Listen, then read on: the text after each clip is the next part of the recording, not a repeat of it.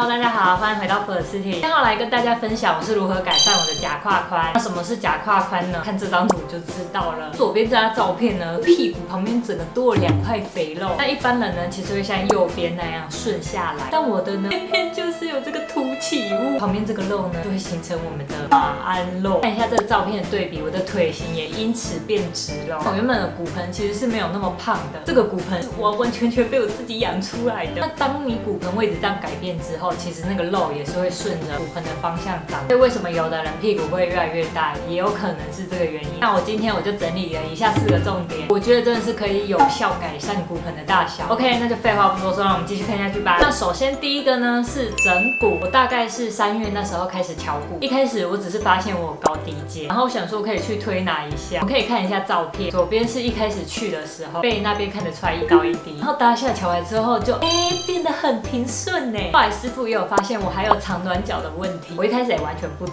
道，而且我那时候趴着就是趴我最舒服的样子，没想到从后面看起来简直歪七扭八，然后骨盆的2侧也都很突出。等一下，这照片给我拍太胖了吧？后来呢，我再去瞧了第3次之后，师傅就有帮我拍那个照片对比，我就发现，真的有差。不过我觉得，当你今天要去给人家敲骨的话，你一定要找口碑好的，不要随便找那种很两光的师傅推。我之前就有被推过，原本没有那么痛，结果被他敲完，整个全身酸痛呢。那我自己后来大概都3到5个礼拜回去敲1次，因为很难约。然后师傅也有发现说我有假胯宽的问题，那他也有尽量把我的骨盆敲回正位。那我过去之后调，我都会发现说，我明明上次骨盆还调得不错，那为什么这次又跑位了？所以呢，这就来到我们第2个重点，你要改掉你平时的坏习惯。从刚刚第1个问题，就觉得为什么我常常都会感到酸痛，然后我的骨盆还越来越大。后来我就发现，原来是我平时的坏习惯，所以导致我才有那些问题。那坏习惯像是翘脚、盘腿、3七步、驼背。那上次有的人呢，不知道什么是3七步，我这里给你示范一下，就是你的脚的重心都在同一边，所以你的骨盆可能有一边会显得比较大。像我自己左边的骨盆就是比右边还要再大一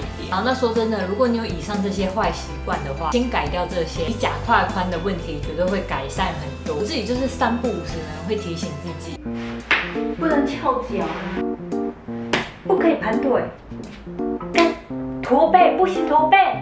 没错，只要时时刻刻提醒自己，就可以养成一个好习惯。那我这里可以提供大家一个小撇步，如果你真的太喜欢翘脚或者是盘腿，当你做的时候，其实可以换个方式，你可以拿出一张薄薄的纸夹在你的双腿之间，不要让纸掉下来就可以了。那如果你是习惯性驼背的话，你可以每天至少花10分钟贴墙壁。你可以先弯腰，然后屁股夹紧之后，由下往上去贴墙，先屁股，再来是腹部。那记得腹部要收紧，尽量往墙壁贴近，不要刻意体胸贴墙，造成腰部跟墙壁之间有缝隙，这样会变成骨盆前倾哦。那这样贴紧之后呢，肚子跟屁股都在出力的情况下，你就会感觉得到非常的累。不过当你贴个10到15分钟离开墙壁之后，你就可以感受得到整个人都变得非常挺直。每天都持续做贴墙，真的是可以有效改善驼背哦。OK， 再来第3个重点就是核心运动，因为我在那个照片对比后，其实有一部分呢是靠着运动。那我在健身房运动的内容都是有包含到核心运动的。那如果你今天是不能上健身房的话，没有关系，刚好今天提到的都是可以在家里或者学校操场完成。那其实再回到刚刚上一个问题，我们为什么会驼背呢？就是走路的姿势怪怪的。像我以前呢，就是挺着肚子在走路。你说我为什么要这样走路？因为这样走路很舒服啊。可是呢，它对我们的脊椎就是不好，而且还有一个很重要的点，就是因为我们的核心不够力。所以核心呢，其实是个非常重要的东西。如果你没有运动的习惯啊，你的核心也要有力。走路的时候，你才不会因为核心没力，造成屁股晃来晃去，或者是习惯驼背。真的是我开始运动之后才发现到的问题。像是我有一些动作，为什么我做的时候就是没有很标准，或是我根本不知道用什么地方出力。后来我才发现说，这其实都是跟核心有关。那直到我现在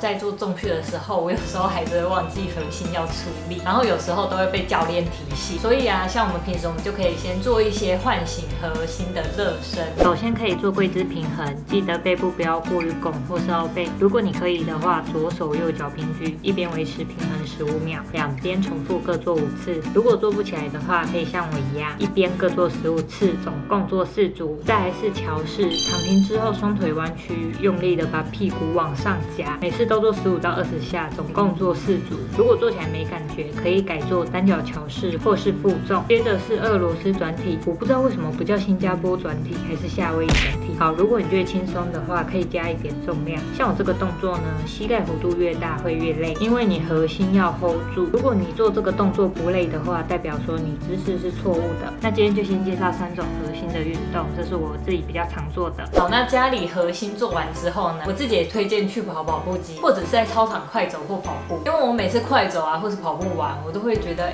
我自己的身体有变得比较挺胸一点，我脚程同时也会变得很轻快。那驼背问题的话，也可以靠着训练背部肌群改善，像是做一些背部的重训等等。去年的时候，大概1周会练3次的背，不过不是那种高强度的。我就会觉得，我每次只要走出健身房，我都会变得很挺胸啊。那今天就不细讲在健身房要做什么动作。OK， 再来是第4点，放松拉筋。这招是大家最容易忽略的一点，可是却是最重要的。我们可能很常运动完啊，就直接去做别的事。像我去年运动完，我就觉得为什么我的大腿会越练越壮，尤其是股四头的部分，没错，就是大腿前侧。我以前照片侧面就可以看得出来，我的大腿前侧就有一块不明凸起物。那时候我就觉得，为什么我重训完腿越来越壮？后来我就发现说，让我做的某些重训的动作会让大腿前侧越做越有力，或是因为我发力不正确，导致我的前侧真的就是越来越壮。那又再加上我运动完，我也没有好好的放松拉筋，所以我大腿肌肉就整个很紧绷。但今年这几个月开始运动之后，就我跟教练说我去年的这个状况，那他后来帮我调整菜单之后呢，我觉得真的是有差。而且教练他也就会带我做练前的热身，加上训练后的拉筋，然后又加上我自己还有在用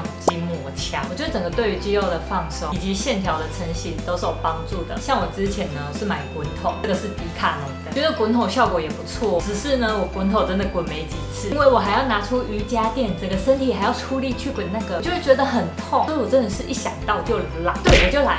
那我后来呢，我都是习惯用筋膜枪，真的买了滚筒跟瑜伽垫的钱，都可以买一支筋膜枪的钱了。我觉得如果你有摸起来比较硬的肌肉，像是大腿前侧或是后侧的话，那它就可以用来放松原本很紧绷的肌肉。这时候呢，再搭配运动，可以让腿更紧实了。当你腿的线条都顺了之后，自然视觉上就会看起来是紧实的。然后你只要时常拉筋，就也会让肌肉的延展度更好，就是你线条整体来说才会更漂亮。所以为什么有些长期在做瑜伽的人，他们身体的曲线可以那么好看，那就是因为他们有时常的在拉筋，所以放松拉筋这点呢，绝对不能少拉。OK， 以上就是我整理出来的4个重点。我自己觉得呢，敲鼓是可以帮助当下的改善。可是如果像是我坏习惯那些，如果还在继续做的话，改善的效果其实就不会很大。那在增强核心部分呢，我觉得真的是超级重要的。像我自己原本就是个平时完全没在使用核心力量的人，我相信应该很多人跟我一样吧。欢迎在下面留言，让我知道不孤单。对，我走路的时候，我就是会忘记要出力，不过我现在我就提醒我自己走路的时候，就是要偷偷的夹一点屁股，就是让我的核心出力，就不要让